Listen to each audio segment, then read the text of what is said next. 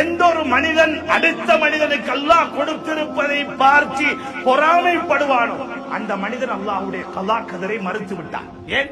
உனக்கு இவ்வளவுதான் என்பது அல்லாஹ்வுடைய நிர்ணயம். அவனுக்கு உன்னை விட அதிகமாக கொடுக்க வேண்டும் என்பது அல்லாஹ்வுடைய நிர்ணயம். இதில் பொறாமைப்படுவதற்கு என்ன இருக்கிறது? சொர்க்கத்தையும் விடவுமா தகுதியானது இந்த உலகத்தில் இவன் பெற்றிருப்பதை நான் பொறாமைப்படுவதற்கு? நான் யார் மீதும் பொறாமைப்பட மாட்டேன். ஏன் தெரியுமா?